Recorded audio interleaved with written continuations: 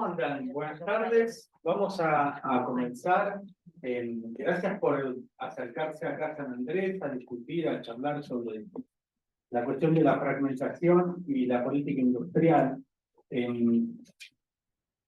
No hace mucho daba la sensación que estos eran temas que no se tocaban, ¿no? Que podía haber un Afganistán ocupado militarmente durante casi 2 décadas y la globalización no tomaba nota de eso. Pero algo pasó en medio de la política internacional que hizo un diálogo mucho más intenso entre la economía y la política, entre el comercio y la geopolítica. Entonces la idea hoy es poder dialogar, poder cruzar algunas ideas en torno a cómo estos temas se están vinculando. Y para esto invitamos a 4 invitados, 4 expertos en estos temas desde distintos ámbitos académicos, profesionales, para charlar un poco acerca de esta interacción, ¿no?, entre política industrial, política comercial. Y la idea sería que esto sea una suerte de conversación con Roberto Bouzas, Julita Selikovich, Carolina Castro y Andrés López de la Universidad de Buenos Aires, Carolina Castro de Industrias Guidi, Julita Selikovich, Universidad Nacional de Rosario, San Andrés y CONICET, Roberto Bouzas, de acá de esta maestría de la universidad y de CONICET. Y acá la idea es conversar en 2 niveles, en el plano global, de cuál es la tendencia que estamos viendo a nivel global en esta interacción entre economía y política, para ponerlo en términos generales, y después pensarlo un poco desde Argentina barra región, de cómo nos afecta. Esto me parece que es un tema muy relativamente nuevo. Todavía estamos esperando más análisis, más datos de qué impactos puede tener la política industrial que se está desarrollando en otros centros, qué impacto puede tener en la Argentina o en la región. Pero bueno, la idea es ir elucubrando y anticipando y pensando escenarios. Así que si les parece, vamos comenzando. Y vamos a empezar primero con la parte global, que ahí vamos a contar con la ayuda de Julieta y de Roberto. Y entonces yo empezaría con vos, Juli, si te parece. Básicamente la pregunta muy general es, bueno, ¿cómo llegamos acá? ¿No? ¿De qué modo la geopolítica y la globalización comenzaron a interactuar para llegar a esta situación en la que estamos hoy? ¿Cuál es tu panorama general? Bueno, buenas tardes a todos primero y gracias a ustedes por la invitación, a todos por estar acá. El primer punto es marcar que en realidad no es que llegamos, sino que en alguna suerte es un reposicionamiento de la relación entre geopolítica y economía. Durante el proceso de globalización, una de las características del proceso de globalización y del consenso del orden de posguerra fría fue correr la geopolítica del universo del mundo económico. Asumir que la economía, que el mercado asignaba los recursos, que no había un riesgo geopolítico relevante y que la maximización de la renta económica era el orden a seguir. Y esto tenía un supuesto fuerte, que era que a través del comercio, a través de la interdependencia, los países convertirían en un único sistema político, en zona de paz. Y entonces lo que estamos viendo en realidad es una ruptura de ese núcleo de consensos. ¿Y cómo llegamos a esto? Creo que son 2 momentos. Hay una acumulación de factores de transformación en lo que yo diría que es la dimensión material. El modelo productivo, incluido tanto la forma de producción como los modos de distribuir la riqueza a partir de los saltos tecnológicos, y también en términos de política internacional, con la concentración económica en China y la transición de poder real hacia China. Es un momento de cambio en el poder económico entre los estados y el interior de los estados que generó profundo descontento. Y entonces viene el primer momento, que para mí es el momento del Brexit y de la elección de Trump. Empezamos a incorporar el riesgo geopolítico en el modo de hacer las cosas. Es decir, el mercado no asigna perfectamente los recursos para resolver los problemas colectivos. No nos gusta la manera en la que lo asignan, y entonces la política y el Estado empieza a cobrar fuerza. Para mi primer momento de ruptura, o donde se plasma, hay un proceso de acumulación, de transformaciones, de cambios, que va llevando a desdibujar ese primer consenso ideal neoliberal de la globalización donde el riesgo geopolítico no aparece. Y creo que hay un primer momento que esos descontentos, tanto en la distribución de riqueza entre los estados y en el interior de los estados, lleva al Brexit y a la elección de Trump. Pero después hay un segundo momento que viene con la pandemia, y aquí interviene el shock externo. La pandemia actúa como shock externo y por otros trabajos estuve leyendo un poco de filosofía sobre cómo se procesa la incertidumbre. Y el shock externo actúa como un factor de incertidumbre que rompe los márgenes de lo establecido, permite nuevas narrativas, permite al interior de los estados el reacomodo de los actores de poder, permite recurrir a nuevos tipos de herramientas y cambia la narrativa en la cual se trabaja. Ese segundo shock es la pandemia y ahí arranca el segundo momento, donde efectivamente el riesgo político, geopolítico se incorpora en todas las dimensiones y se subordina, empieza a subordinarse la idea de la rentabilidad económica a las metas políticas y se asume un nuevo rol del Estado. Entonces creo que el cómo llegamos tiene que tener estos dos momentos, un momento de acumulación con una primera ruptura y un momento de shock donde aparece una nueva narrativa. Y acá sí estamos en esto donde sabemos que una guerra en cualquier lugar del mundo va a incidir en las decisiones de la pequeña pyme en la otra punta del planeta y que las políticas de gobierno van a tener un nuevo reposicionamiento. Pero pandemia shock implicó nuevos paquetes de estímulos fiscales, nuevas políticas de subsidios que antes eran impensadas, restricciones a las exportaciones que antes eran impensadas, implicó la noción de que el comercio y la interdependencia generaba vulnerabilidades, implicó un reposicionamiento de los actores que pujan por las políticas del Estado en lo que Ian Bremmer llama los campeones nacionales. Tenemos las grandes empresas multinacionales, las corporaciones globales, pero también tenemos los campeones nacionales que buscan esa protección del Estado. Entonces termina dando lugar a un nuevo juego de Estado-mercado con el reposicionamiento del Estado. Creo que en síntesis este es un poquito como yo veo el recorrido. Buenísimo, buenísimo. Tomo esto de las narrativas porque me interesa escucharte, Roberto. ¿Qué ves de nuevo vos en estas políticas industriales en relación a otros momentos en donde se hablaba y se hacía política industrial? Hoy dirían la política industrial, volvimos mejores, ¿no? Se habla de una política industrial más inteligente, más breve, más de ayudar a transitar, más verde. ¿Qué estás viendo vos de nuevo en relación a otras épocas donde se hablaba de estas cosas? A ver, obviamente hay cosas nuevas. Cuando conversamos sobre este tema, yo me acordé de un artículo de Krugman, que tiene más de 20 años. Krugman habla de las modas, en las modas, en teoría de desarrollo, y cómo la discusión sobre el desarrollo está sujeta a ciclos, ¿no? El amor por el Estado, y después la desilusión por el Estado, y sucesivamente. Y eso se extiende a la política comercial y a la política industrial. Entonces, creo que estamos en un momento en donde hay un elemento de moda. La política industrial se puso de moda. Si uno hace una revisión de la literatura más reciente, aparecieron millones de artículos sobre política, de artículos sobre política industrial, todo el mundo habla, los líderes políticos, los gobiernos hacen. Pero hay un elemento que es importante porque política industrial siempre hubo.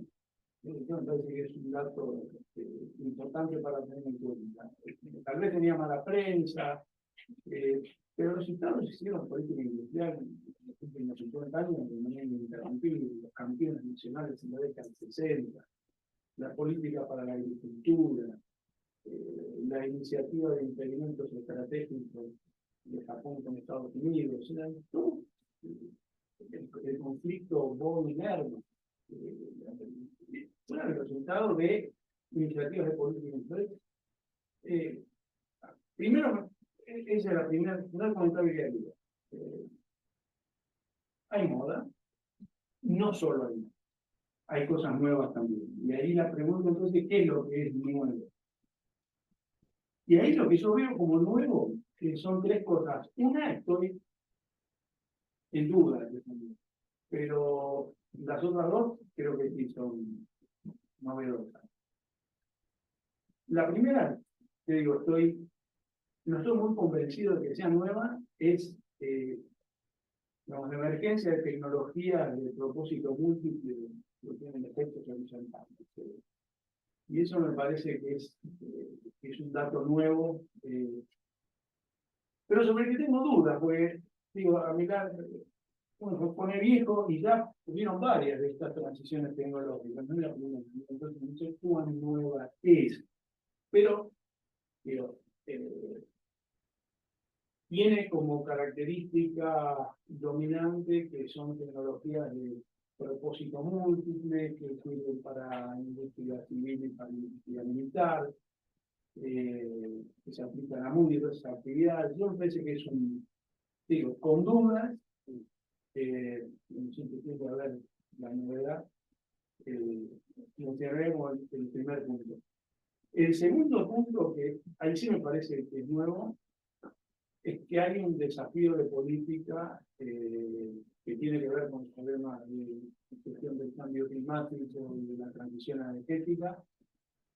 Es un ámbito en donde la intervención del Estado es prácticamente indispensable.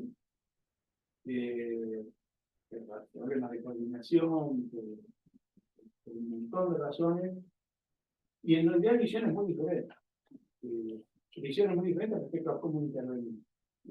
¿Qué tipo de política aplicar para responder a esos desafíos? Y ahí creo que el ejemplo de los conflictos entre Estados Unidos y la Unión Europea es muy claro. Es básicamente una política que está enfocada en los subsidios. La Unión Europea va producido también, pero también por mecanismos de precio. Ahí hay un ruido que creo que solo va a ir en aumento. Y el tercer elemento que veo nuevo, y ese sí me parece que es nuevo en relación a todo lo demás, así cuando los otros dos no fueran tan novedosos, es China. Y China es nuevo básicamente por dos razones. Primero, por tamaño, y segundo, por éxito. Bueno, y una tercera característica es que tiene un modo de organización de la relación entre Estado y mercado completamente diferente, que ha funcionado razonablemente bien, en el sentido que le ha permitido tener progresos en tecnologías disruptivas muy rápidos, seguramente a un costo muy alto, con muchos fracasos, pero con resultados que pone a China en la frontera tecnológica en muchos sectores sensibles. Creo que esas tres cosas son nuevas. Del lado europeo y del lado americano, obviamente, viene una respuesta. Las mentes más lúcidas hacen una lectura más inteligente de la política industrial que habría que hacer en la dirección que yo señalaba. No sé cuánto los estados van a tener capacidad efectivamente de implementarla. Yo veo grandes dificultades en la Unión Europea para coordinarse. Me parece que hay Estados Unidos que no ventaja. Creo que China más ventaja lleva en relación a su capacidad de coordinación. Juli, ahí en los últimos 2 o 3 años emerge todo un vocabulario relativamente nuevo que tiene que ver con el coupling, desacople, de risking, nearshoring, friendshoring, todo lo shoring, ¿no? Pensando un poco en las modas que señala Roberto. ¿Cuánto ves vos de concreto en estos términos? ¿Sí? ¿Hay sustento material, cambios en los flujos que vos estés visualizando? ¿Es más una expresión de deseos, un imaginario estratégico, o es algo que vos estás viendo concretamente que está teniendo lugar? Hay un poco de todo. Hay, por un lado, claramente una moda, y ya estamos buscando ver cuál es la mejor etiqueta que se queda con el marketing de cómo ponerlo. Pero sí, creo que lo que lo va muy bien es que es un discurso de narrativa, una disputa por narrativas, una narrativa económica como un discurso que puede moldear la realidad. Y entonces acá lo que vemos es que el reshoring, el reshoring, etcétera, son narrativas que tienen un claro enfoque top-down. No vienen del sector empresario buscando cómo incorporar el riesgo, sino vienen de los estados buscando que sus empresas, que las empresas nacionales reduzcan el riesgo o orienten sus inversiones hacia determinados mercados. Entonces, el primer punto que viene ahí es una narrativa. Segundo, es claramente top-down, busca moldear realidad. Y cuando vamos a ver cómo esto se plasma, nos encontramos con algunos puntos de alerta. Los estudios que hay empíricos de cómo relevar datos van a tener dos grandes limitaciones o trampas, que es cuál es su indicador. Cada narrativa elige su indicador. Y vamos a tener al mismo tiempo discursos que dicen, por ejemplo, la globalización está en crisis, o la globalización está vigente en función de si miran indicadores como comercio sobre PBI o miran comercio de bienes intermedios. Según el indicador que vos elijas, vas a poder sostener que hay más o menos de una narrativa. La otra cuestión es que cuando van a medir parte de este reshoring o nearshoring, que supone una reorientación de los flujos económicos en razón del riesgo geopolítico o en razón de los alineamientos políticos, es cómo se mide esa otra variable. Lo que viene utilizándose mayormente es el patrón de votación de Naciones Unidas. Entonces, si los países votan parecido a la Asamblea General de Naciones Unidas, se supone que son aliados. Es un indicador que tiene bastante ruido. El otro que se está utilizando es las encuestas a empresarios. ¿Cuántas veces aparece este término utilizado en los reportes de empresas o de organizaciones empresariales o en los informes? Y ahí también hay una cuestión de encuesta, de si el tema está en la agenda, algo hay que decir. Entonces hay unas cuestiones metodológicas complicadas. Y lo que podemos ver es que hay planes de estímulo de los gobiernos nacionales, europeos, Estados Unidos, India, Japón, por atraer inversión, relocalizar inversión. Vemos que estos paquetes de estímulo fueron mucho más limitados cuando se volcaron en la práctica los instrumentos que lo que inicialmente decían esas narrativas, limitados en la capacidad fiscal de los estados y limitados en la capacidad, en el alcance de los sectores estratégicos a los que terminaron dirigiéndose. Vemos como elemento interesante que empiezan a aparecer nuevos instrumentos, y a mí esto es lo que me parece más jugoso de la literatura de reshoring, de risking, nearshoring, etc., es que a partir de este discurso, hay por un lado estos paquetes de promoción para atracción de inversiones o relocalización de inversión, pero empieza a haber, y lo veo especialmente en la estrategia de la Unión Europea y de Estados Unidos, nuevos mecanismos de cooperación, nuevos mecanismos de acuerdos de comercio que van a tener mucho más énfasis en la trazabilidad, en la información, van a ser acuerdos que son soft law, no acuerdos vinculantes como los tratados de libre comercio. Ahí veo que hay algo nuevo. ¿Cuánto de esto impacta? ¿O cuánto de esto ya impactó? Hay 2 o 3 informes que salieron en este semestre que empiezan a decir hay señales. La Organización Mundial de Comercio, en el reporte publicado ahora en septiembre, dice: empezamos a encontrar pequeñas señales de un cambio en los patrones de comercio Estados Unidos-China. Puntual, no cambia, por más dice que en 2022 el comercio bilateral Estados Unidos-China tuvo un nuevo récord en volumen de comercio, creció menos este comercio de lo que creció el comercio con otros países del mundo, y creció aún menos previsible en aquellos sectores afectados por los aranceles de la guerra comercial. El Fondo Monetario Internacional, en su informe anual, también tiene un capítulo sobre fragmentación económica, donde correlaciona cambios en los patrones de inversión extranjera directa con este índice de votación de Naciones Unidas, y dice: aparentemente habría mayor orientación de las inversiones greenfield, no las fusiones y adquisiciones, sino las inversiones nuevas, en aquellos países que tienen mayor alineamiento político. Puntualmente mira relocación de hacia Vietnam, India, Corea, Taiwán. Y de nuevo había un montón de matices, pero esto en realidad puede ser porque en realidad se están reajustando a los valores previos a la crisis del 2020, por lo cual los números no son consistentes todavía. Todos los organismos se cubren y dicen, bueno, podría ser que es muy temprano. Y hay un tercer reporte que es de Goldman Sachs, que como no encontraban indicadores en estadísticos, lo que hicieron fue ir a los puertos. Y yendo a los puertos y hablando con los operadores portuarios, sí pudieron encontrar evidencias en testimonios que habría ese nearshoring o nearshoring, pero creo que también es un reporte que busca construir realidad, con lo cual, bueno, paraguas. Perfecto. Roberto, vos mencionaste antes Estados Unidos y la Unión Europea, que hoy parece estar como los dos grandes centros impulsando nuevas políticas industriales. ¿Cuál es tu mirada de estos dos actores? ¿Qué es lo que están haciendo? ¿Ves diferencias entre Bruselas y Washington?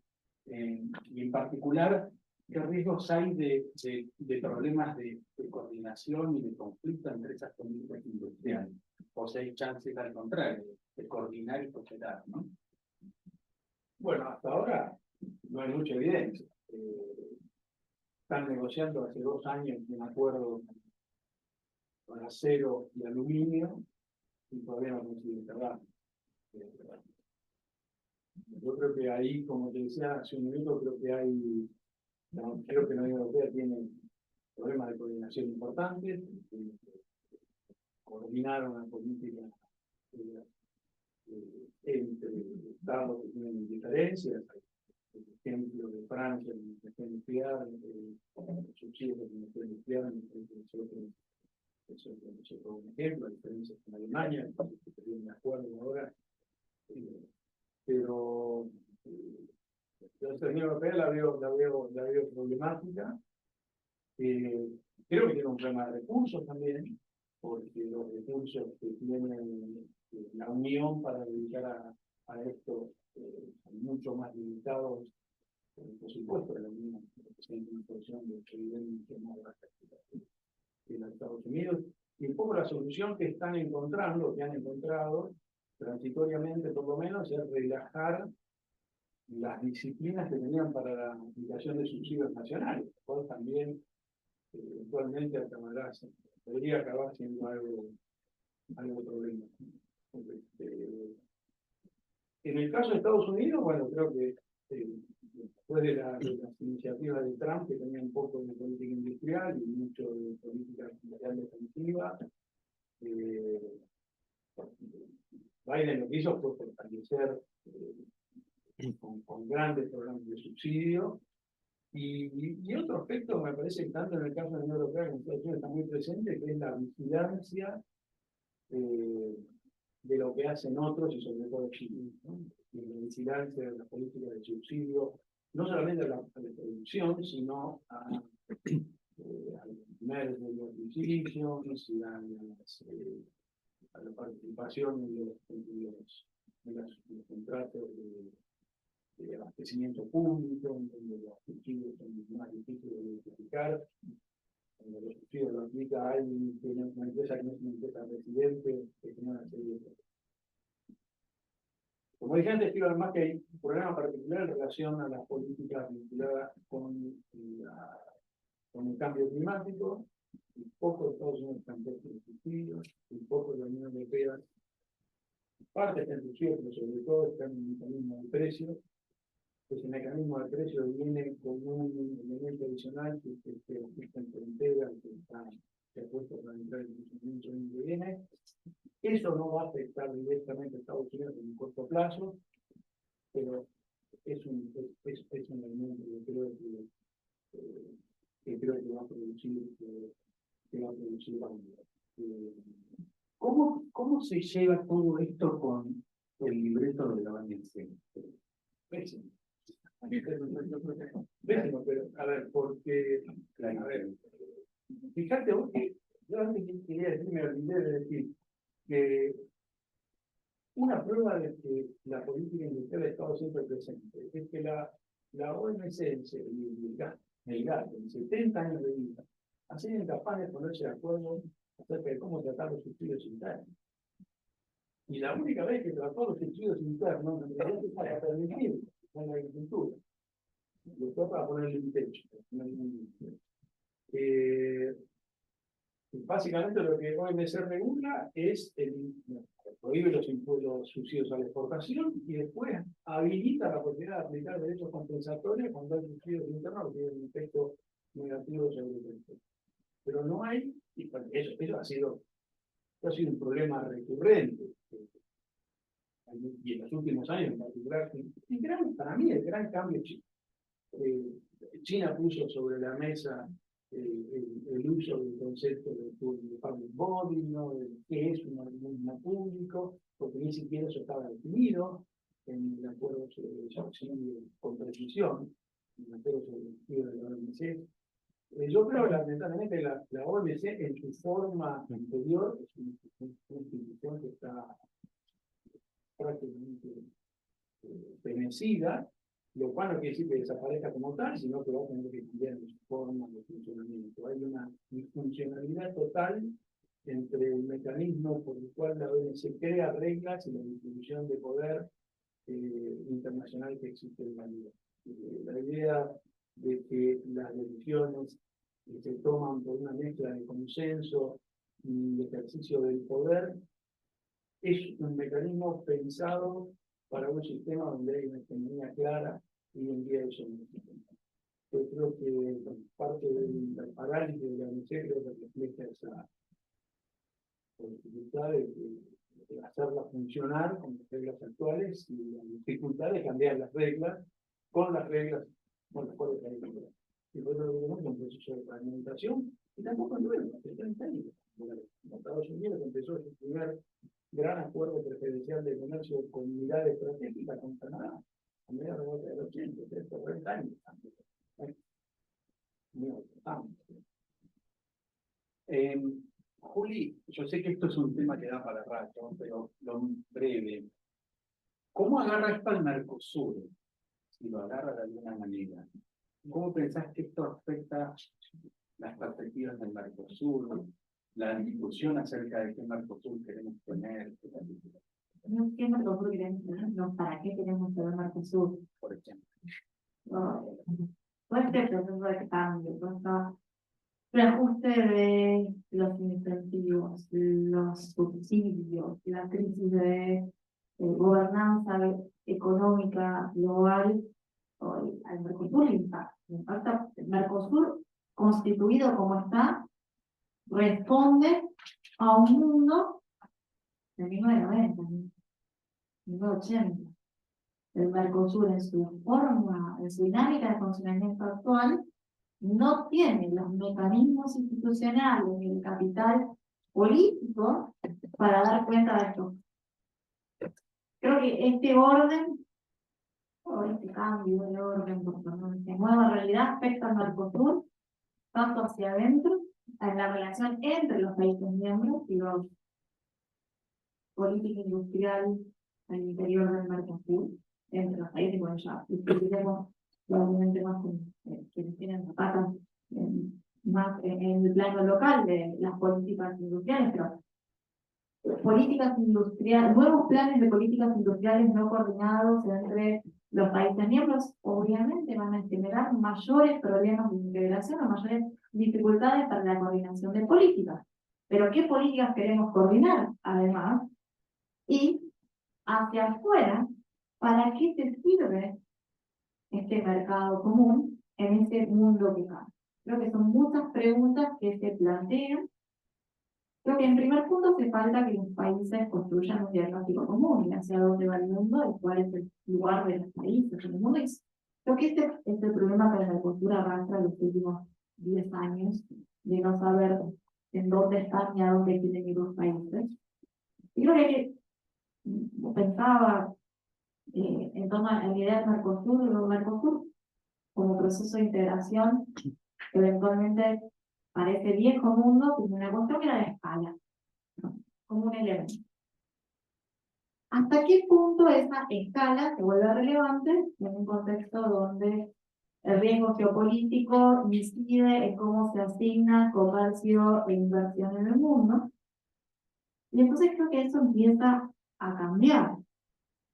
Y que lo que cobra valor, y asumimos que estos procesos de cambio van a sedimentar y que efectivamente va a haber cada vez de manera creciente flujos de comercio y de inversión que se orienten por proximidades políticas. Creo que los activos del Mercosur son que el Mercosur es una zona de paz. Y eso creo que es el principal activo sobre el cual reconstruir la identidad del espacio regional.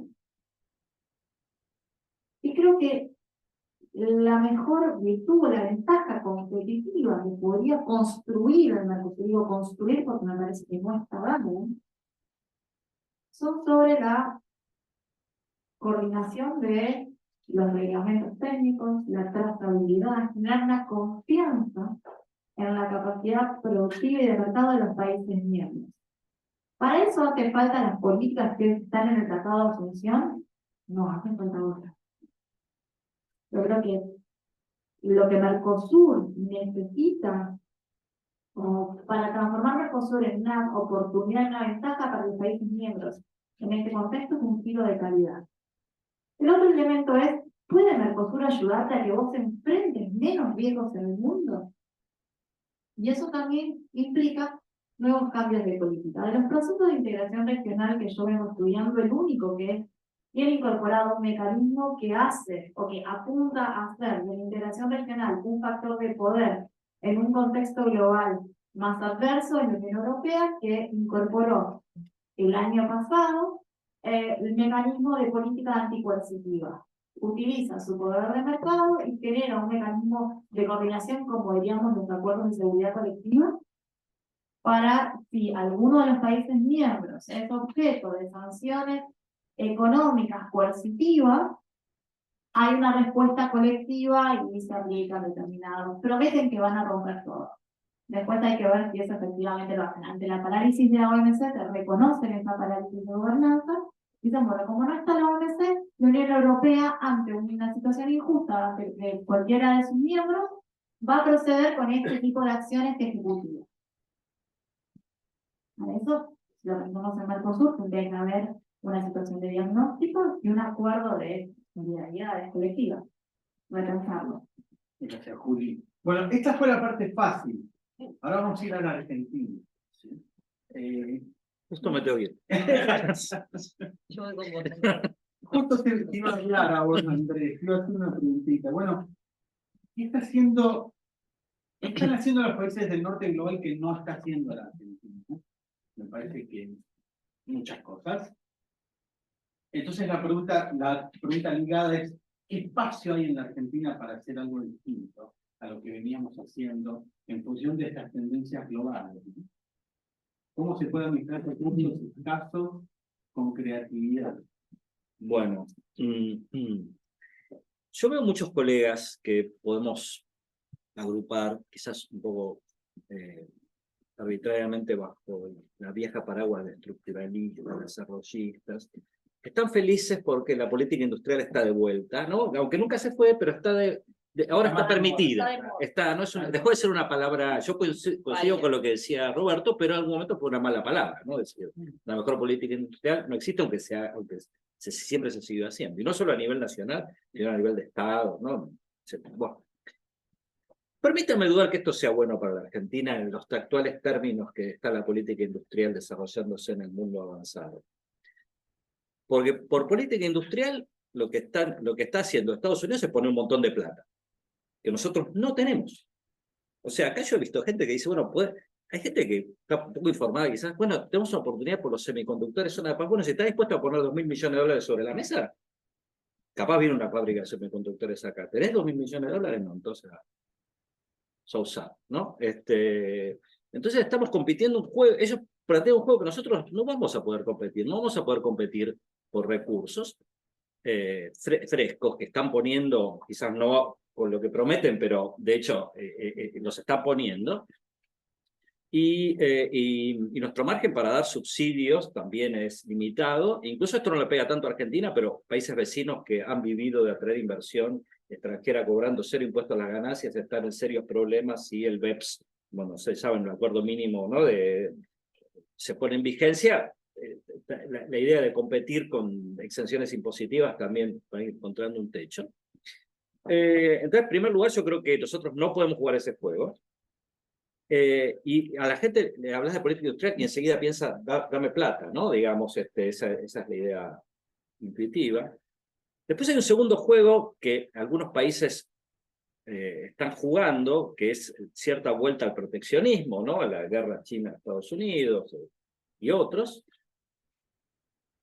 Yo creo que Argentina tampoco puede jugar ese juego hoy, por más decoupling, etcétera. No es que el mundo va a volver a 1930, me parece a mí. Y en todo caso, Argentina carece de aquellas viejas ventajas. No es la Argentina que atraía 10 empresas terminales automotrices desde 1959 así. No van a venir, se van a ir si jugamos el juego proteccionista, no es que van a venir. Entonces, ese segundo juego de protejamos el mercado interno me parece que tampoco es un juego que la Argentina pueda jugar, tal vez lo pueden jugar otros países más grandes.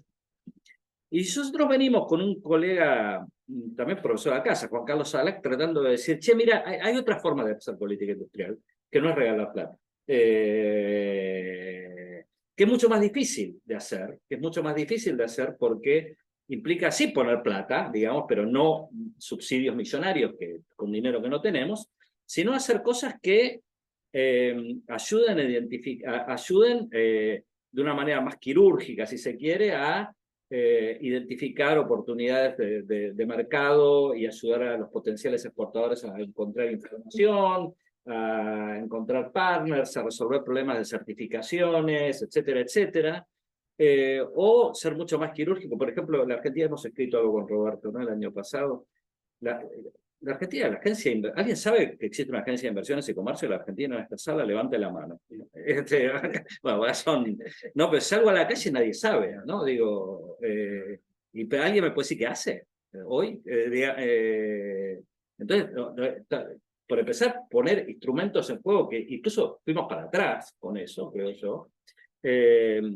Tercero, tener una agenda, acá me meto en los territorios de Roberto y Julieta, pero tener una agenda profesional de negociaciones comerciales. La Argentina ha ido a los tumbos en eso, ¿no? Digamos, creo que no tiene la más remota idea de qué quiere hacer con su política internacional en materia de comercio, inversiones, etcétera. Y me parece que lo cuarto es, y se vincula con esto que decía en particular Roberto, tomar en serio la agenda climática, porque yo creo que acá hay muchos colegas que dicen, nada, esto del tema del medio ambiente es una pobada de Greenpeace. Están poco informados, me parece a mí, ¿no? Del mundo que se viene, de los ajustes en frontera, de los principios ESG, y creen que aquí no podemos ser marrones sin demasiada consecuencia. Y esto implica que el área de medio ambiente algún día se jerarquice. No quiero hablar más del tema porque no estaría, no, digamos, pero es evidente mirando solo los nombres de quienes ocupan estas posiciones de los últimos años y el total mismatch que hay entre eso. Entonces yo creo que hay muchas cosas para hacer, incluyendo integrar lo que hoy está en cuestión, la política científica, tecnológica con el mundo productivo. Ahí se pone dinero, son dos mundos que no dialogan. O sea, creo que más que nosotros aprender de lo que hacen Estados Unidos, no vamos a tener un AIRA, ni un pacto verde europeo, pero podemos hacer política industrial en pequeña escala, política comercial más inteligente, etcétera, etcétera. Entonces, más bien yo creo que aprender lo que hace el mundo tenemos que leer los textos de cuál es la política industrial moderna, que no pase por regalar dinero que no tenemos. Sobre el tema comercio, después voy a volver a vos con algo más específico, pero quería preguntarle a Carolina. Carolina es presidenta de Industrias Guidi, pero ella es politóloga y también tuviste un paso por la Unión Industrial de Argentina muy activo y por la política muy activo. Entonces, apelo a tus varios sombreros. Te pregunto ahora no desde Industrias Guidi, sino de tu conocimiento de lo que es el sector industrial, ¿no? Entonces, ¿qué es lo que vos estás viendo hoy en la industria argentina? ¿Qué signos estás viendo positivos o negativos? Bueno, buenas, muchas gracias y gracias, Federico, por sumar a una empresaria a este panel de especialistas sobre estos temas para dar un poco una visión desde desde la economía real de todos los días.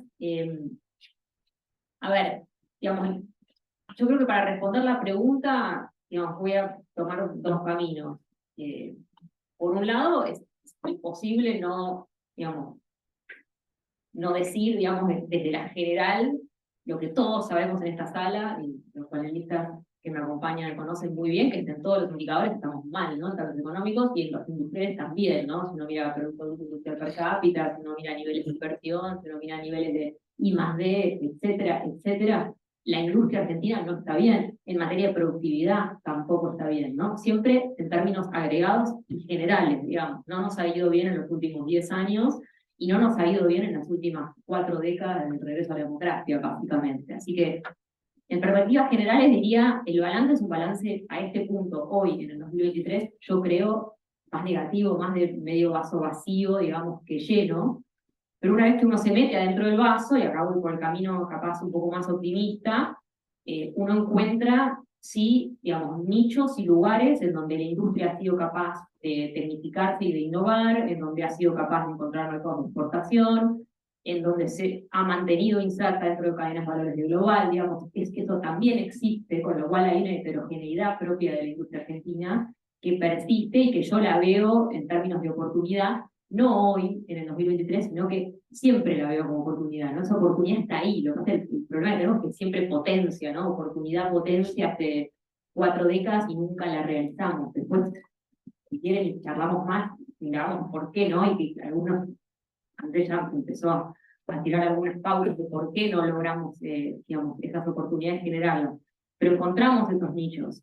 Recién, y antes de entrar a esta charla, veníamos conversando sobre los startups que Argentina tiene, ¿no? Startups tecnológicos en distintas áreas, desde, digamos, genética en semillas, hasta software, biotecnología, etcétera, etcétera. Digamos, uno encuentra desde la Argentina talento que ha logrado generar innovaciones tecnológicas muy interesantes, algunos en nichos, para mí, digamos, que digo que son capacidades productivas tecnológicas que la Argentina no debiera perder en los próximos años, como sí perdió capacidades productivas en los 60, 70, digamos, en este paso hacia el nuevo mundo, en los 80 hemos perdido mucha capacidad.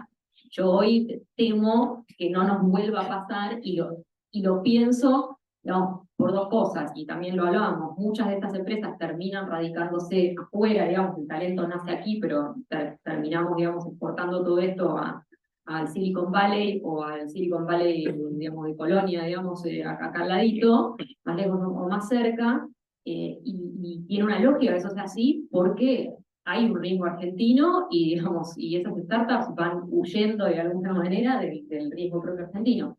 Entonces ahí voy ya a un tema hoy mucho más coyuntural, pero diría es estructural, que es nuestra situación, digamos, de incapacidad que hemos tenido de lograr estabilidad en lo fiscal, en lo monetario, en lo cambiario, que yo creo, como fanática de la política industrial, acá con Andrés compartimos, cada día más convencida de que no podemos pretender ningún tipo de sofisticación, no solamente por las razones que Andrés acaba de comentar y otras que podemos decir, sino porque nosotros no podemos hacer política industrial ni ningún otro tipo de política si no tenemos moneda. Entonces, yo hoy, digo, soy fanática de la política industrial, quiero que la Argentina tenga algún tipo de sofisticación en su política industrial, pero a mí me queda claro que si nosotros seguimos sin poder construir una moneda, es muy difícil. O sea, las empresas en la Argentina, digamos, las que logran sostenerse a lo largo del tiempo, lo hacen en condiciones macroeconómicas realmente muy adversas. Ni hablar las que logran meterse en mercados de exportación, digamos, con empresarios amigos que están en mercados de exportación. Yo le proveo a Toyota exporta, ¿no? Pero no exporto yo. Los que están en mercados de exportación, la mayoría están hoy sosteniendo mercados a pérdida, básicamente, porque son mercados que si no los sostenés a pérdida, los perdés, y muchas veces uno habla, bueno, de una política pro-exportadora. Una vez que vos conseguiste un mercado de exportación, sostener ese mercado es vital, porque lo perdiste y perdiste esa confianza, y no hay política que el Estado pueda hacer para que vos logres recuperar esa confianza en el cliente. Entonces, y estamos hoy en esa situación. Como hablaba con un amigo, estamos digamos, peleando en la tabla del descenso, digamos, ¿no? En términos macroeconómicos. Entonces, estamos muy lejos de lo que están haciendo los países del norte y los países asiáticos desarrollados. Creo que tenemos que arrancar por ahí y creo que es realmente vital que lo hagamos porque es muy difícil, si no, escalar y masificar estos buenos ejemplos dentro de la heterogeneidad de nuestra industria que podríamos realmente en un entorno mucho más razonable realmente potenciar y hacer escalar, ¿no? Como hinchas independientes, lo de la pelear el descenso nos toca de cerca. Estamos ya... Así que eso lo dejamos de lado, ¿sí? Pero vos metiste el tema comercio, y Andrés, vos trabajaste mucho en la cuestión del comercio. En particular el comercio, has escrito en los últimos años, no solamente el comercio container, sino el comercio servicios, ¿no? ¿Qué sinergia podés ver ahí entre industria y comercio en términos generales? En Argentina. En Argentina, sí. Bueno, si te digo, bueno, ¿qué ventanita podés visualizar ahí? Hay una discusión global acerca de que, un poco lo que señalaba Juli, ¿no? El comercio de bienes está relativamente estancado, pero el comercio de servicios está creciendo y que va a seguir creciendo. Sí, a ver, obviamente en las últimas décadas ha habido un montón de servicios que se convirtieron en transables y gracias a las tecnologías de la información y las comunicaciones. Y la pandemia reforzó eso, ¿no? De hecho, ahora estamos viendo psicólogos haciendo terapia web, ¿no? Digamos, médicos atendiendo online, un montón de cosas que todos nos familiarizamos con Zoom, el Meet, etcétera. Y la verdad, déjenme pensar, no es imposible que mañana nos cortemos el pelo con alguien que esté en otro lugar, ¿no? Digamos, que maneja unas tijeras de manera virtual. O sea, creo que ese mundo, ¿no? La posibilidad de separar al proveedor del servicio del cliente, que empezó con el software, la contabilidad, etcétera, se ha ido ampliando y probablemente el cambio tecnológico haga que todo eso sea cada vez más relevante. Y efectivamente, si uno mira el comercio de lo que a veces en la jerga se llama servicios basados en conocimiento, o servicios intensivos en conocimiento, ha venido creciendo mucho más que el comercio de bienes y ha venido creciendo mucho más que el resto de los servicios, ¿no? Que es tradicional, turismo, etc. Ahora, incluso con subreporte, ¿no? Sí, si algo que sabemos es que está subreportado y en Argentina más, particularmente por el tema del cepo, pues eso no necesito, ya ahora es popular, ¿no? Digamos, la gente. Pero en todos lados, la cuestión de la... claro, ese es un tema general porque esto no pasa por la aduana, ¿no? Digamos, en general, o tenés que ir a los bancos centrales a ver si liquidan las divisas o... etcétera. Y aparte, bueno, todo el mundo, no me quiero meter en eso, pero también está subreportado, porque hay mucho comercio intrafirma, transfer pricing, etcétera, en donde obviamente ahí también hay distorsión. Solo para decir una cosa, los invito a que vean cuánto reporta que Argentina exporta el servicio de software a Estados Unidos y cuánto Estados Unidos dice que importa el servicio de software a Argentina. Es una diferencia de 7-8-1. Bueno, es así, en ese nivel. Porque hay cuestiones impositivas, en fin, es muy fácil acá hacer. Y de hecho hay mucha gente que sugiere que una parte, hay subreporte, pero hay otra parte que está inflada por la posibilidad de hacer transfer pricing. Bueno, sí, en fin, no quiero montar eso, pero de todos modos esa oportunidad existe.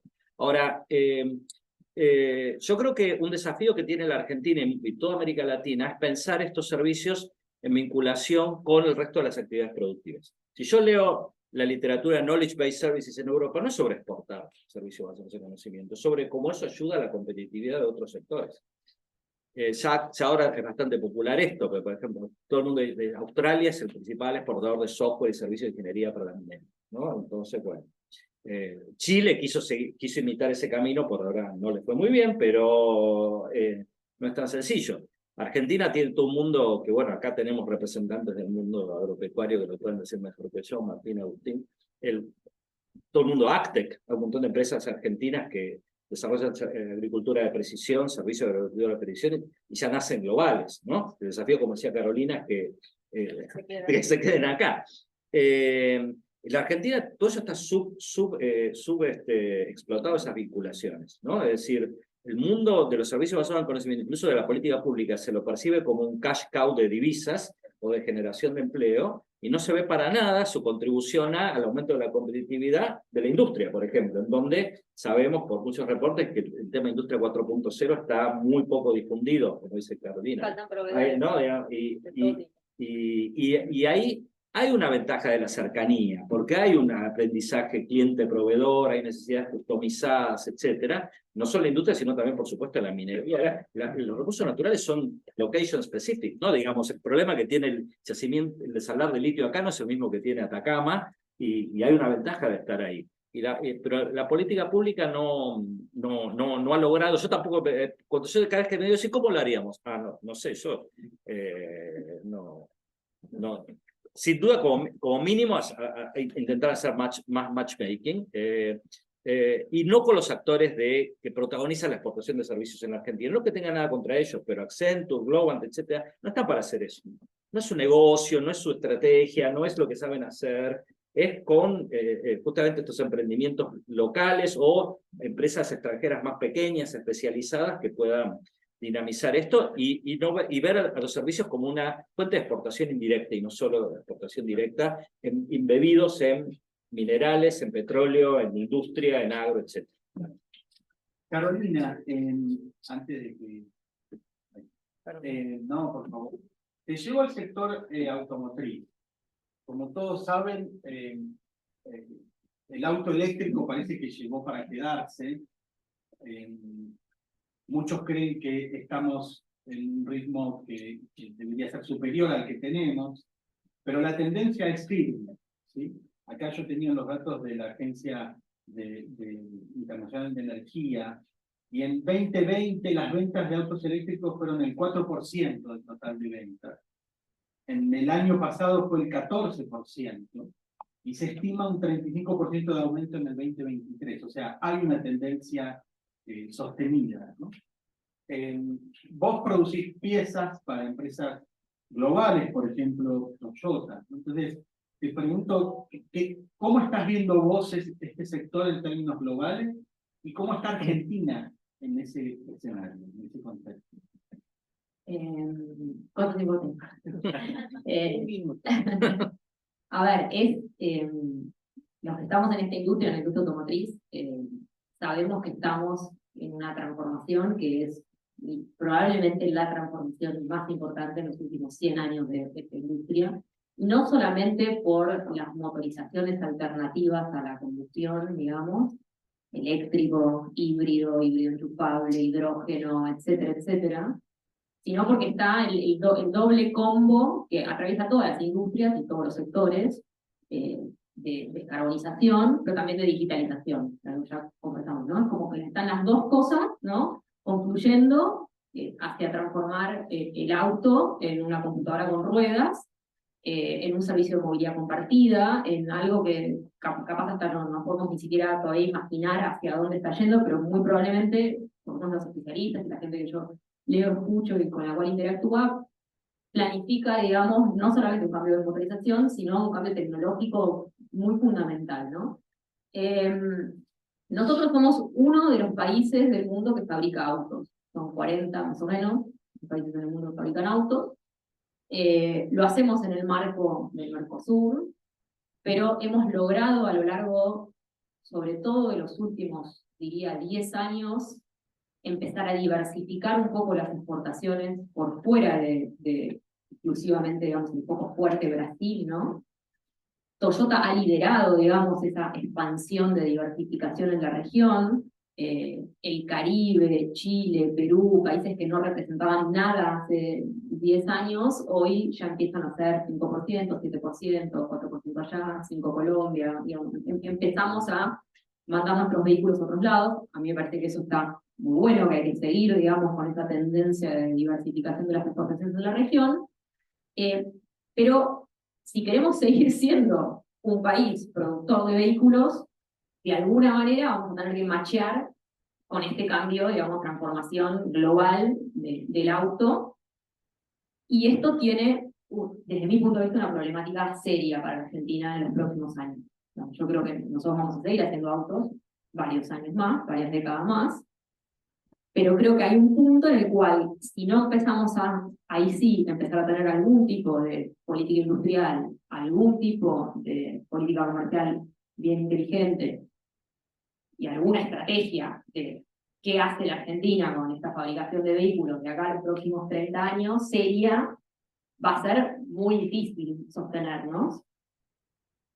Y veo ahí como dos escenarios. Un escenario en donde te quedaste con el auto a combustión y vas a seguir fabricando eso mientras dure el fading out, que algunos lo estiman un poco más largo del 2050, digamos. O sea, hay muchos países que por distintas razones de infraestructura y demás, y de tendido de redes eléctricas, y etcétera, van a seguir necesitando un auto a combustión y alguien lo tiene que proveer. Entonces te quedás como el segunda línea que no decarbonize, que abastece ahí lo que dure eso, o intentás acoplarte a los que pasan a ser parte de la industria de los próximos 100 años, ¿no? Por los 200 años de industria. Y eso requiere, y por eso vuelvo a la política industrial, la radicación en la Argentina de inversiones tecnológicas que hoy no tenemos. Estamos lejos de que alguien quiera venir a invertir en la Argentina, y diría, estamos todavía lejos de que quieran en Brasil. Porque Brasil, con la escala que tiene, uno diría, bueno, y en Brasil alguien se va a querer instalar para hacer, y tampoco, no la están teniendo tan fácil tampoco. Entonces, lo estoy viendo muy complicado para la región, lo veo complicado en la Argentina, porque estamos hoy con el ritmo argentino, estamos viendo desinversiones en varias multis que van vendiendo plantas, etcétera. O sea, en este contexto no hay nadie que quiera venir, hay más que quieren irse, digamos, en esta situación. Les voy a dar un ejemplo que me pareció bastante paradigmático de algo bien concreto que sucedió en los últimos meses, que es que nosotros fabricamos la pickup Hilux, ¿no? Yo digo Hilux Toyota, que se fabrica en distintos puntos. Se fabrica en Sudáfrica, se fabrica en Tailandia, Sudáfrica abastece a África, Tailandia abastece un volumen cuatro veces el nuestro. Y resulta que Toyota Motor de Gran Bretaña hace no mucho, ahora creo que menos de 2 años, no me acuerdo exactamente la fecha, consiguen un dinero del gobierno de Gran Bretaña en un paquete que el gobierno está poniendo de 90 millones de dólares, eran pounds, pero 90 millones de dólares más o menos, que pusieron para proyectos chicos a ciertas empresas para motorizaciones alternativas. Y a Toyota, de esos 90 millones, le tocaron 14 millones para que hiciera un consorcio con otras 4 empresas proveedoras de servicio, digamos, y innovadoras en tecnología de distinto tipo, y en conjunto transformaran una pickup Hilux en una pickup a hidrógeno, con celdas a hidrógeno. Y acaban de sacar de la línea hace no mucho la primera pickup Hilux, que no se fabrica en Europa, se fabrica todo en el sur, en el hemisferio sur, digamos, son los puntos de fabricación, gracias a este dinero, digamos, que entra del gobierno británico. Y cuando desde la Argentina levantamos la mano para decir, che, pero nosotros tenemos la estrategia del hidrógeno 2042 o no sé cuál es, no, primero muéstrenos que realmente tienen un proyecto de desarrollo del litio, del hidrógeno y de todas estas potencias que tienen, y después vemos por ahora allá. Y a mí, y a todos los que son parte de la cadena de valor de las Hilux, son cosas que te asustan, ¿no? Porque, digo, vamos a seguir fabricando la Hilux se va a ir a un nuevo modelo en 2026, va a estar hermoso, lo vamos a seguir importando, Toyota está firme en la región, siempre piensan a largo plazo, los japoneses han tomado decisiones de inversión en 2001 en la Argentina, digamos, están siempre en otra frecuencia, a veces parece, enhorabuena, pero digo, son estas las cosas que están pasando en mi industria, digamos. Y la Argentina está lejos de jugar este juego, como decía Andrés hace un rato. Ahora, si no jugamos nada de este juego, en esta industria te quedas afuera en 20, 30 años. Bueno, gracias Carolina. ¿Cuál es tu reacción, Andrés, a esto? Porque muchas veces el debate en políticas industriales parece ir como entre los extremos de elegir campeones nacionales o poner mucha plata en investigación y desarrollo, o conectividad, infraestructura, como bienes públicos, ¿no? ¿Cuál sería tu mirada de esta discusión?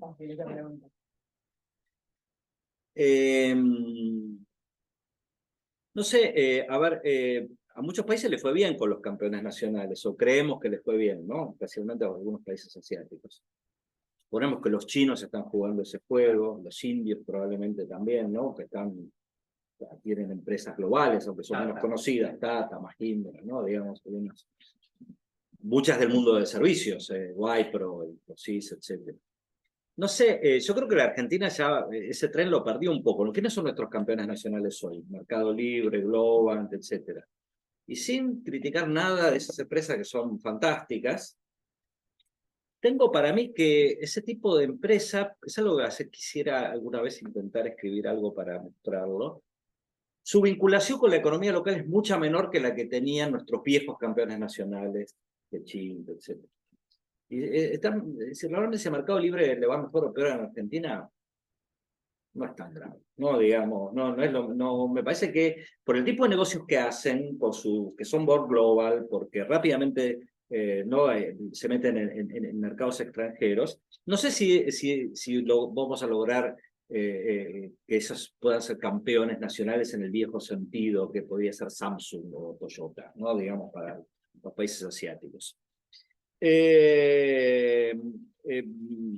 Y por otro lado hemos visto, ¿no? Digamos, si las empresas hoy en día la locación y la sede corporativa cada vez están más disgregadas y no sé, ninguno de estos unicornios argentinos tiene su sede corporativa en Argentina y hay que lidiar con eso, ¿no? Por ahora al menos. A su vez, yo creo que la idea de decir, bueno, a la Matsukato vamos a poner grandes misiones, etcétera, y no sé, la Argentina también tiene un problema, ¿no? de recursos limitados, etcétera. Voy a poner un ejemplo bien concreto de algo que estuvimos trabajando mucho con colegas en el IEP, la industria satelital, ¿no? Me tomo un minuto para esto. Probablemente muchos de ustedes sepan que la Argentina es uno de los muy pocos países que pueden poner un satélite en órbita diseñado y fabricado en el país. Son no más de 10 o 11, si hablamos de satélites de telecomunicaciones, que son más pesados que los de observación de la Tierra. Pero buena parte de esa tarea la hace la CONAE, ¿no? La Comisión de Actividades Espaciales. Y luego surgieron emprendimientos privados. Satellogic, que es el más conocido, que lanza microsatélites, pero hay otros, Skyloom, LIA, etcétera, que tienen proyectos, algunas fantásticos, remolcadores espaciales, cosas que son notables, ¿no? Bueno, y todo esto viene asociado a lo que se llama New Space, ¿no? Digamos, hoy en día, si vos lees la literatura de eso, el sector privado y la idea de hacer negocios con el espacio está más presente que nunca. Antes el espacio era militar, científico, ahora vamos a hacer plata, ¿no? Elon Musk es la bandera de eso, pero hay mucha gente detrás de eso. Ahora, cuando uno trata, y yo tengo el mayor respeto por CONAVI, cuando uno va un poquito adentro, ellos siguen pensando en el viejo space, ¿no? Digamos, es decir, vamos a hacer lo nuestro es el Estado, esto es una tarea del Estado, ¿no? Digamos, y esto es datos de investigación fundamental, ¿no? Digamos, para obtener datos científicos, o la idea de somos capaces de poner un satélite de 3.000 kilos en el espacio.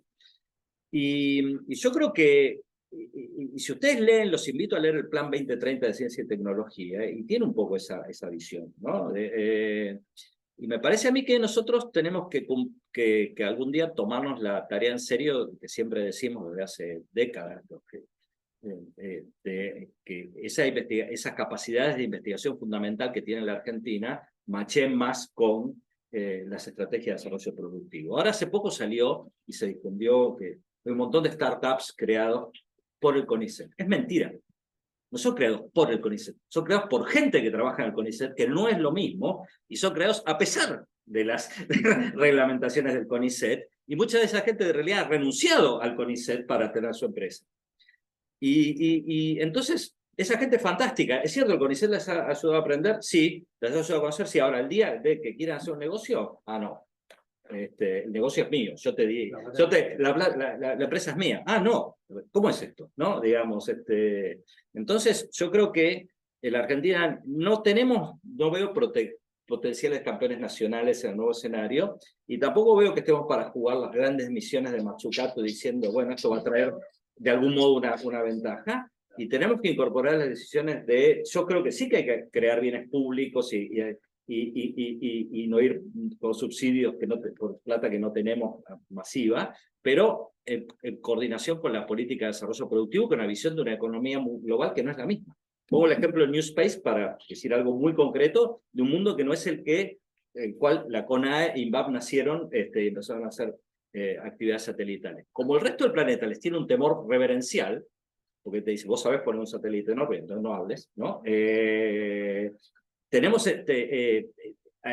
que empezar a empoderarse, ¿no? Y que la sociedad, deje de ver eso como un bien capital simbólico y lo empiece a ver como un capital material que efectivamente tenemos. Yo generalmente juego el juego del pesimismo, pero creo que hoy es tan fácil jugar el juego del pesimismo que es mejor jugar el juego del optimismo, pero sobre alguna base diferente que la del pasado. Y no hablo de lo macro que se habló Carolina, por supuesto, no existimos. Ahora estamos haciendo algo sobre nearshoring, justamente, y hablas a empresarios y le decís, o sea, ¿de quién hablas? Primero resolveme la macro, ¿no? Digamos, o sea, eso desde ya. Es fantasioso, como dijo Carolina, jugar cualquier juego con esta economía, pero todo. Es obvio, ¿no? Hago una última pregunta a Carolina y después pasamos a ustedes, preguntas que quieran hacer, comentarios que quieran hacer. El elefante acá es que el domingo hay elecciones. Estamos en una montaña rusa con una enorme incertidumbre. Y entonces yo quería aprovechar que la tenemos a Carolina acá, y que tuviste tu paso por la política y tu paso por la Unión Industrial Argentina. Yo te quería preguntar, digamos, poniéndote del lado del sector automotriz, ¿cómo ves vos la relación entre industria y política en la Argentina? ¿Qué lección te dejó tu paso por ese ámbito de cómo se conecta el mundo industrial con el mundo de la política? Con esto pasamos a preguntar. A ver. Si querés copiar, hacelo. O sea. No, yo creo que tenemos, digamos, creo que todavía dentro de la dirigencia política hay una falta de entendimiento respecto de cuál sería la estrategia país para Argentina adaptada al siglo que nos está tocando transitar, a partir de todos estos cambios que Roberto y Julieta nos explayaron y nos contaron, ¿no? Creo que supimos tener lineamientos de estrategia país en el modelo agroexportador, supimos tener lineamientos en la sustitución de importaciones, sin hacer una valoración, digamos, pero en estos dos momentos cada uno opinará a favor, en contra, no me importa, lo que me interesa transmitir es que me parece que tuvimos momentos en donde había una estrategia país, estaba alineada a un contexto que estaba terminado internacionalmente con ciertos jugadores jugando de cierta manera y nosotros insertándonos de cierta manera, insertándonos o no insertándonos de cierta manera. Y ahora creo que estamos como un poco perdidos. Me parece que la dirigencia política tiene como, le falta como ese norte, que obviamente no es fácil, ¿no? No es fácil, digo, no lo estoy diciendo como, bueno, porque creo que no es fácil para ninguno, digo, ninguno de nosotros se pone a pensar eso en la estrategia de inserción de la Argentina, y se vuelve cada vez más compleja, además, a medida que va pasando el tiempo, porque los errores que vamos acumulando nos van pesando más, ¿no? Porque a medida que vas perdiendo confianza en tu moneda, y ya van 4 décadas de pérdida de confianza en la moneda, a medida que todo como que te va pesando más, y el mundo se fue complejizando más en los últimos años, digo, por todo lo que ellos acaban de contar mucho mejor de lo que yo puedo resumir. Entonces me parece que falta esto, falta esta estrategia de país, que, ojo, no quiero hacer foco solo en la política, vengo a la gremial también, creo que a la gremial empresaria le falta también. Me parece que la gremial empresaria muchos años dentro de UIA, muy presente en UIA, y he estado en otras gremiales, y soy vicepresidente de la Unión Industrial de Almirante Brown y de otros lados. siempre tenemos como un approach muy defensivo, porque la coyuntura nos lleva mucho a lo defensivo, todo el tiempo. Entonces no podés salir de la cuestión sectorial y la cuestión defensiva. Entonces no hay pensamiento de estrategia país, no hay lugar en donde se pueda pensar, bueno, dejemos de lado un segundo las cuestiones sectoriales y no hay ninguna de las gremiales tiene realmente, y a mí me parece, tomás a todas, a la construcción, a comercio, a lo industrial, a la sociedad rural, a las otras rurales, tomás a todas y ninguno tiene un boceto de cuál es la estrategia para ello. Me parece gravísimo, digamos, parte de la élite empresarial. Y bueno, creo que es el mambo en el que estamos, que en el limbo al que hemos llegado. Ahora, no, como último, no quiero terminar, digamos, creo que la Argentina tiene oportunidades, de la misma manera creo que tiene oportunidades hace décadas, que la verdad no sabemos aprovechar, pero siento que es posible, digamos, que es posible alinear y otra vez, siendo y reduciendo la expectativa, ¿no? Diciendo, bueno, pongámonos algunas metas bien concretas, seamos inteligentes en el abordaje, usemos los recursos que tenemos inteligentemente, pero para eso se necesita cierto liderazgo y una estrategia de país que me asusta un poco que no esté presente. Bueno, muchas gracias, Carolina. Preguntas. ¿Algo para decir? Martín. Ya que nadie pregunta. Vos preguntás. Ahí había Comentarios, sí. Levanten la mano. ¿Quién? Ahí, 2, 3. Juntamos 2, después 2 más si quieren. Quiero retomar lo que dijo Carolina hace un ratito y ahora. Hace un ratito dijiste, bueno, pero con la macro como está y con la situación que tiene la economía del país no se puede estar en el Pero como dijo el coordinador, estamos por tener elecciones y hay que tener confianza que a lo mejor aparece una oportunidad de que las cosas se mejoren. Supongamos que eso ocurra, hagamos la abstracción y digamos que en un año o 2 se logra una estabilización de la macro, porque yo coincido contigo, mientras la macro esté como esté, no se puede. Siendo así, lo que vos dijiste recién, lo que estabas animando, me parece que es el tema principal que surge de la charla. Y primero, felicitaciones a las 4 por muy interesantes presentaciones. Porque eso que se describieron como los cambios en la geopolítica, el decoupling y demás, yo pienso que es algo que está ocurriendo y que está ocurriendo muy rápido, y que se va a acelerar. No es que está ocurriendo y que a lo mejor no, se va a acelerar, se va a profundizar. Con lo que acaba de ocurrir en Israel, más aún. Entonces, es cierto que siempre hubo política industrial. Y en Japón, Corea, siempre hubo. Pero en los últimos 4 o 5 años, es Estados Unidos quien tiene política industrial y en Europa quien tiene política. Y eso cambia el tablero totalmente. Entonces, yo coincido con lo que decía recién Carolina, de que frente a un mundo donde hay política industrial, si vos no tenés política industrial, estás frito. Porque lo que podías hacer en la época del consenso de Washington, de que, bueno, la economía más o menos equilibraba las cosas, lo que dijo Julieta al principio, ya no va a estar. Entonces, es una necesidad inevitable. Hace 10 años podías pensar, bueno, me hago el otario y no tengo política. Ahora tenés que tener una estrategia de desarrollo, definir tus campeones y hacer una política industrial para esos campeones. Y te cometerás las equivocaciones y demás, pero me parece que eso es central. Y coincido contigo y teniendo algunas relaciones con los políticos que podemos llegar a tener en el gobierno, hay una ausencia absoluta de ese pensamiento. Hay una ausencia absoluta de pensar una estrategia de desarrollo, cuál va a ser, cuáles van a ser los campeones, cuál va a ser la política de inserción internacional, con quiénes nos vamos a aliar, cómo vamos a enfrentar los temas de la geopolítica, lo del Mercosur. Bueno, el Mercosur ahora es mucho más esencial que hace años para defenderte del mundo, ¿no?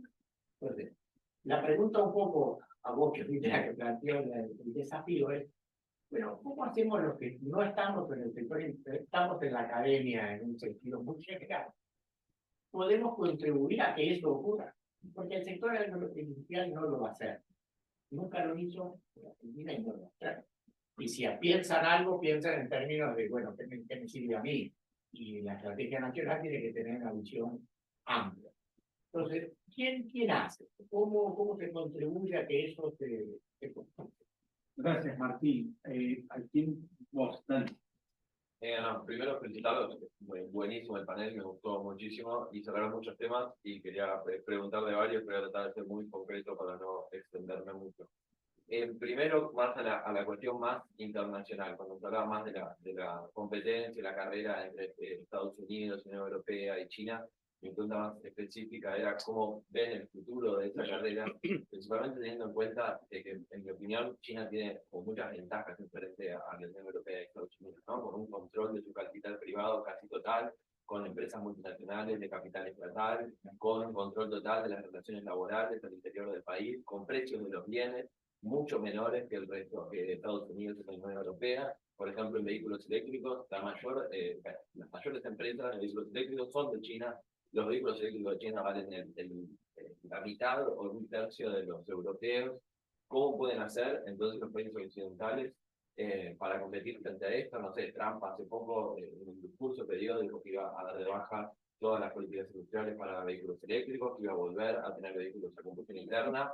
Tiene 65% en las encuestas, es muy posible que sea el próximo presidente.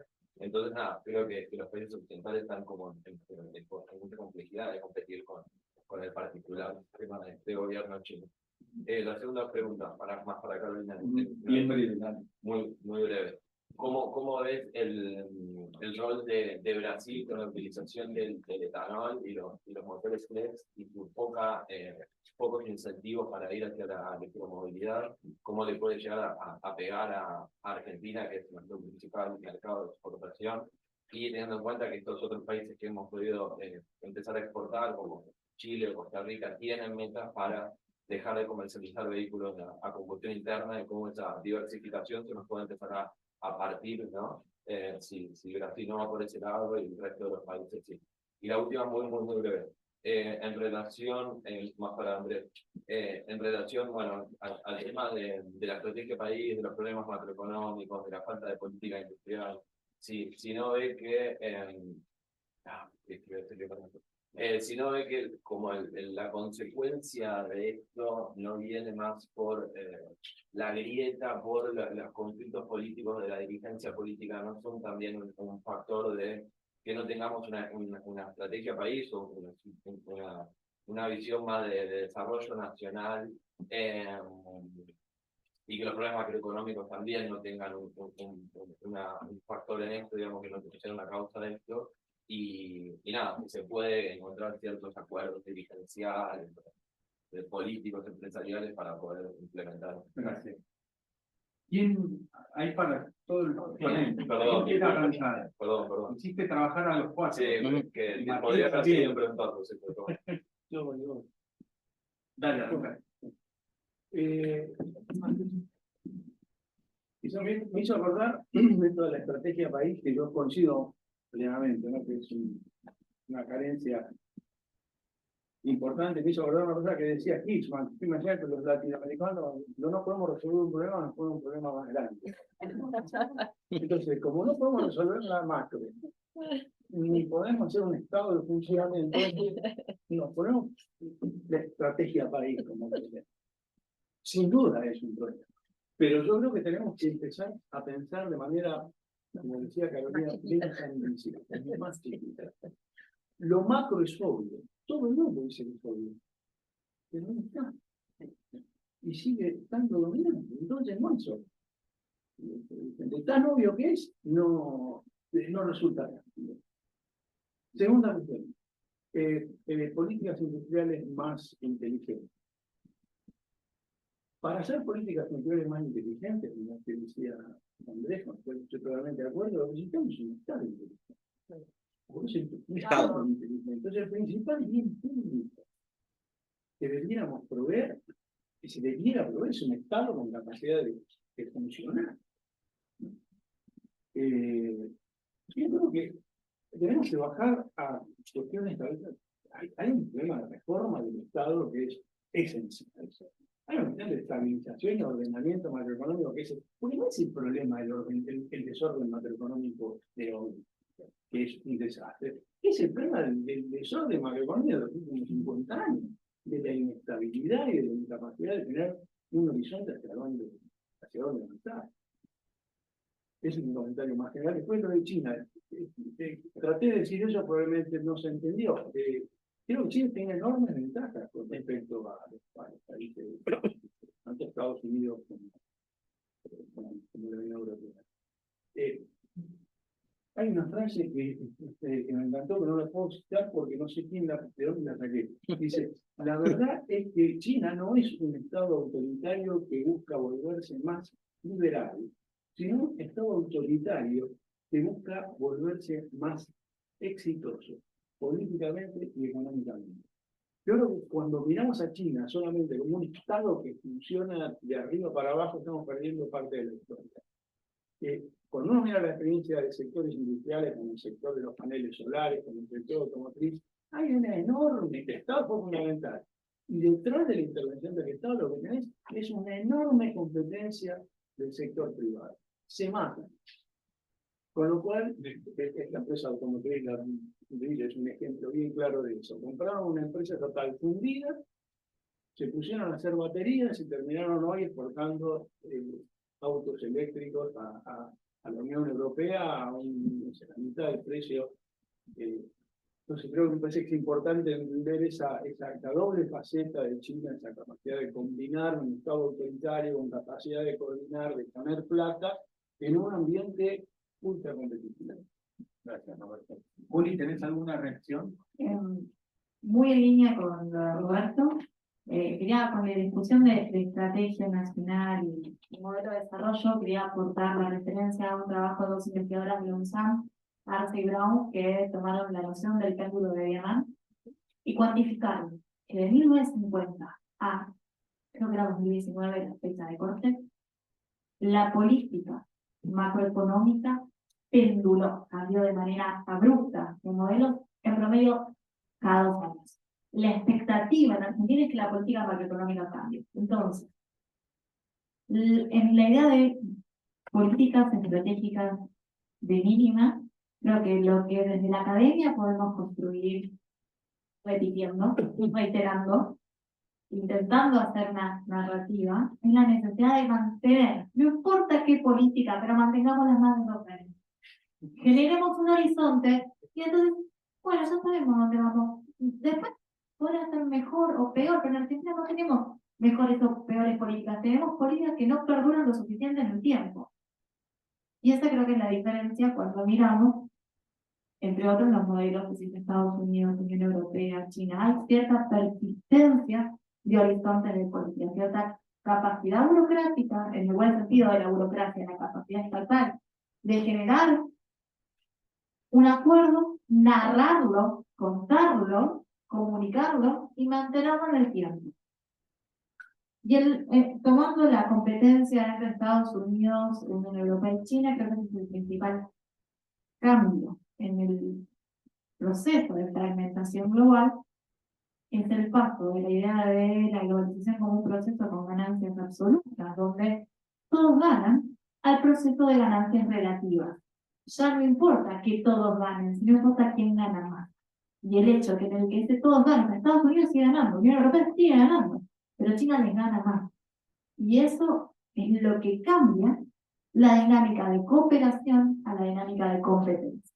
Ese es el punto central. Y China, como dice Roberto, tiene mayores potencialidades de seguir proyectando ese crecimiento. ¿Cuáles son los límites o dónde hay ruido? Creo que en la cuestión ambiental, donde la Unión Europea tiene este poder de establecer los estándares globales de qué es lo correcto, este poder de Bruselas, de establecer marcos regulatorios que condicionan las prácticas de abonamiento productivo de las empresas y pueden limitar algunas cuestiones del gran ascenso chino, donde Europa puede hacer más ruido, pero Europa hoy tiene los menores índices de productividad en relación a Estados Unidos y China, pero tiene ese puntito, tiene capacidad de hacer reglas que China todavía está lejos de, en esa materia, de hacer reglas. Sí, es una cuestión digital, ahí creo que China está llevando a patrones de reglas. Carolina, Andrés. Paso rápido la de Brasil con el tema del etanol, porque la verdad que no soy especialista. Sí sé que el recientemente gobierno electo de Lula está metiéndole muchas fichas a todo el tema de electromovilidad, con lo cual no sé bien cómo van a ir macheando, digamos, claramente la base es etanol, digamos, y ellos usan y están muy acostumbrados a eso, y dudo que sea un fading out rápido, pero me parece que en Brasil sí entendieron que la cuestión medioambiental y la descarbonización hay que tomársela muy en serio, porque si no quedas afuera del mercado directamente. Así que, pero también, digamos, tienen las mismas problemáticas que tenemos nosotros para ir hacia la electromovilidad en términos tecnológicos y de inversiones que no se están radicando, por lo menos no con la suficiente fuerza, ¿no? Y respecto al tema de cómo ayudamos al tema de estrategia país, que es la pregunta que hiciste, la verdad que, a ver, no es, no, digamos, no tengo una... Yo desde la gremial, a mí me gustaría ver una gremial mucho más profesionalizada, y para ver una gremial profesionalizada creo que en algún momento tenemos que ir a algún esquema de financiamiento de esa gremial, más parecido a como lo tiene Brasil, por ejemplo, o como lo tiene Alemania con la BDI y la BDA, en donde hay algún tipo de financiamiento que es obligatorio por parte de las empresas, y a partir de eso generar una profesionalización de la gremial empresaria. Me parece que eso ayudaría para tener una fortaleza desde el lugar empresarial, para empezar desde generar equipos técnicos hasta documentos, y poder de alguna manera también salir de la coyuntura, porque parte del problema de la gremial empresarial en Argentina, salvo esquemas como el que tiene la construcción, que tiene un aporte obligatorio, o como tiene comercio, que lo tiene, hay otras gremiales que no lo tienen, y eso supone que, digamos, bueno, digamos, de los recursos son escasos, o sea, son empresas que les va bastante bien, con gremiales que no tienen presupuestos, desde mi punto de vista, suficientes para dar las discusiones que hay que dar a nivel de política pública en este tipo de temas, ¿no? Así todo, la Unión Industrial Argentina creo que hace un montón, a pesar de no tener un esquema como lo tiene la CNI de aporte obligatorio. La CNI lo tiene a través del SENAI, digamos, o sea, fue algo que hizo Getúlio Vargas en su momento y lo ordenó. Nosotros, acá se ordenó el lado sindical, la pata trabajadora, el lado del capital quedó un poco afuera. Andrés, tenemos dos preguntas y ya con eso terminaríamos. Acá no tenemos, en San Andrés no tenemos una política industrial, tenemos unos sanduchitos arriba que nos están... Bueno, ese es el mejor incentivo para hacer corto. En breve. No, a ver, quiero tocar dos cosas. Una, la pregunta esta, ¿no? Que me hacía él. Siento, quizás me equivoco, me lo dijo una vez un colega, que no voy a decir el nombre, que está un poco más hacia el empleado al liberalismo económico tradicional que yo. En la época de segundo gobierno de Cristina Kirchner, un día en un cumpleaños vino, se me acercó y me dice, ¿viste que ahora estamos todos juntos? Como diciendo, ante lo que veíamos como disparates de muchas de esas políticas, notoriamente el tema de subsidios energéticos, un montón de economistas que hubiéramos diferido en un montón de cosas, hubieran dicho, no, esto está mal, ¿no? Como empezó con la intervención de INDEC, etc. Por ejemplo, la última, yo puedo decir, por lo menos a nivel de mis colegas con los cuales interactúo, pero también redes sociales en Twitter, no conozco ningún economista que se haya dicho, qué bueno que sacamos el impuesto a las ganancias, ¿eh? Genial, fue una medida... Todo el mundo dijo, esto está mal, está mal. Ahora, ¿los políticos qué hicieron? Entonces, la verdad que me parece que está difícil, me parece que va más allá de la grieta. Hay un problema de que, yo te digo, hay un consenso profesional sobre el impuesto a las ganancias, sí, es clarísimo. ¿Qué hacen los políticos? Van para el otro lado. O sea que yo veo difícil, esto me lleva al segundo tema, ¿cuál es el esquema de incentivos? Porque Roberto dijo bien, y coincido 100%, necesitas un esclavo, pero también necesitas pensar cuáles son los incentivos para hacer lo que dice Martín. Y yo, algo que como vos no me preguntaste, no lo dije, pero digo, ¿sabes qué futuro veo para Argentina más probable? Que vamos a vivir de las proezas de Vaca Muerta y la minería y el siempre benemérito agro, y no vamos a hacer ninguna política industrial inteligente ni tonta. Lo que vamos a seguir es en todo caso, protegiendo algunos sectores industriales para que no se vaya al diablo el empleo, pero no hay no veo qué incentivo hay para eso, porque a mí me hablan así el desarrollo pero de Vaca Muerta, bueno, algo va a ocurrir porque somos un país, no digamos, pero no vamos a poner realmente las pilas con eso, y bueno, cuando llegue el futuro, Dios proveerá, no sé, yo veo que todo, yo me pregunto, a mí los incentivos de los políticos van para ese lado, a mí me parece que es el futuro más probable, o peor, a la dolarización, ¿no? Donde también, ¿no? Muchos colegas hemos firmado, ¿no? Todo esto está mal, ¿no? Y sin embargo, probablemente el señor que plantea la dolarización gane las elecciones, ¿no? Entonces, la verdad, en ese sentido soy optimista sobre las potencialidades de la Argentina. Me parece difícil, no veo claro cuáles son los incentivos para que esas potencialidades exploten, porque tenemos unas zanahorias ahí de las cuales nos llaman la atención. Nos hacen cambiar Exactamente. Sí, ¿qué tal? Breve, por favor, porque ya Sí. tenemos... Y allá atrás había una pregunta. Felicitaciones por sacar el sitio de tratamiento. Dos cortitas, una a nivel nacional y otra a nivel más internacional. Primero un poco, bueno, Andrés, ya parte de esto y está ligada con lo que gracias Martín. ¿Cómo ven dentro de los tres candidatos que tienen posibilidades a ganar, si tienen algún tipo de expectativa en el corto y mediano plazo, ya sea que cualquiera de los tres que en teoría estarían yendo para un lado de un liberalismo, bueno, en un caso más extremo, en el otro con una estructura y sin tal vez un backup de conocimiento de lo que es gestionar el Ejecutivo, otro que en teoría tiene estructura y se aprendió de los errores del otro mandato, y un tercero que viene con un equipaje tremendo, que te tira para abajo, pero que en teoría dentro de esa coalición monstruosa, perdón, sería el más pro mercado de los personajes que están dentro de esa coalición. Si bien hay una frase de Carlos Paoli que dice que Massa no está fuera mercado, sino fuera empresa amiga, que es otra cosa, pero bueno, eso sí, tenía un tipo de expectativa positiva a mediano o corto plazo.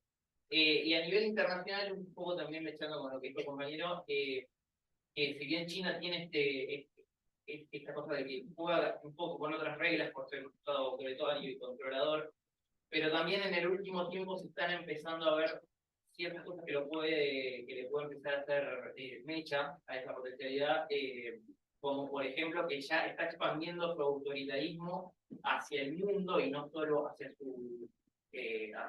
su territorio. ¿Cuál es la pregunta? Como ven, es que tengo que preguntar un poquito, se están quedando con una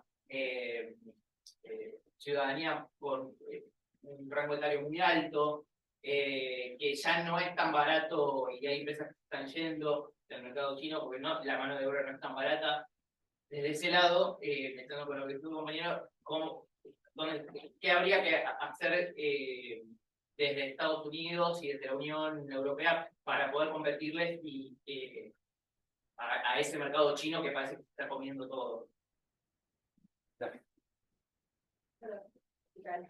Creo que parte ya trabajado por mí, así que por pronto voy a hacer tú, porque en teoría el mejor escenario, política económicamente, por lo mismo, sería lo más lo puedo responder todo si quieren, pensando en Argentina, la política interna, regional y internacional.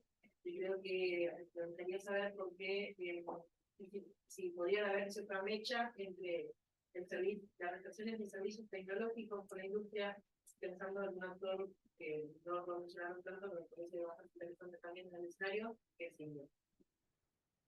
India. Traición a esto. Alfonsín se presenta a las elecciones, ¿no? No, yo hago un comentario. Yo voy a hacer un comentario general sobre toda la parte nacional y de alguna manera respondo los dos, creo. A mí me preocupa más quién gana en el 2027 que en el 2023. Lo vengo diciendo hace bastante. Yo creo que quien gane ahora en el 2023 va a gobernar los próximos 4 años. Bueno, hay un candidato que prefiero que no gane. porque, bueno, porque digamos, tiene ideas que son, digamos, de un nivel de radicalidad que, digamos, que son incompatibles, digamos, con un proceso de desarrollo nacional, digamos, básicamente. Pero, y soy optimista y creo que todavía tengo esperanzas de que eso no va a suceder. Entonces yo creo que quien gobierne, incluso si es una persona radicalizada, los próximos 4 años hay que ordenar la macroeconomía, hay consenso sobre eso, basta, o sea, no queda otra, digamos, ya está. O sea, tocamos fondo, hay que ordenar la macroeconomía y hay que generar, o sea, ¿qué expectativas tendría yo? Ordenar la economía, generar mínimas capacidades estatales, básicas, la reforma del Estado, que nos permitan empezar a proyectar una idea de país, y por eso creo 2027 es más importante que 2023, porque estos años es como, hay que salir de la salita de pañales en la que estamos, y una vez que salimos de los pañales, empecemos a caminar un poquito, digamos, o sea, en el 2027. Pero lo veo así, me parece que no hay mucha chance de otra cosa. Y si eso pasa, y si la economía se ordena, creo que también venimos de expectativas tan bajas y tan chotas, perdón que hablo así, que va a estar buenísimo, ¿verdad? O sea, yo digo, si ordenás un poco, yo como empresaria, digo, a mí me ordenás un poco, ya estoy haciendo cosas en este quilombo. Imagínate lo que puedo llegar a hacer si ordenás un poquito.